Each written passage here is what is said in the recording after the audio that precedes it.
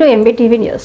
నెల్లూరు జిల్లా కందుకూరు నియోజకవర్గం ఉల్వపాడు మండలంలోని బద్దిపూడి గ్రామంలో నవంబర్ 23 ఆదివారం ఉదయం 8 గంటలకు ఉచిత మెగా వైద్య శిబిరం నిర్వహించబడుతుంది. KVSR charitable trust chairman Koonam Eswaramma ఆధ్వర్యంలో ఆమె కుమారులు కూనం రాఘవరెడ్డి, కూనం బ్రహ్మానందరెడ్డి సమక్షంలో కూనం వెంకట సుబ్బారెడ్డి 14వ వర్ధంతి సందర్భంగా బద్దిపూడి గ్రామ సర్పంచ్ కూనం అనిల్ రెడ్డి 1వ వర్ధంతి పురస్కరించుకొని ఈ మెడికల్ క్యాంపు ఏర్పాటు చేయబడింది. బద్దిపూడి గ్రామం ఉలవపాడు మండలంలో మెగా వైద్య శిబిరం నిర్వహించబడుతుంది.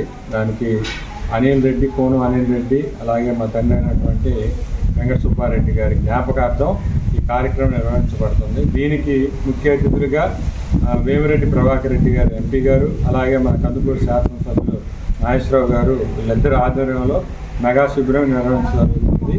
దీనికి స్పెషలిస్టులు డాక్టర్లు 15 మంది డాక్టర్లతో ఈ కార్యక్రమం నిర్వహించబడుతుంది. ఉచిత మెడిసిన్ ఇవ్వబడును, అందరికీ భోజనాలు పెట్టి పంపుతారు.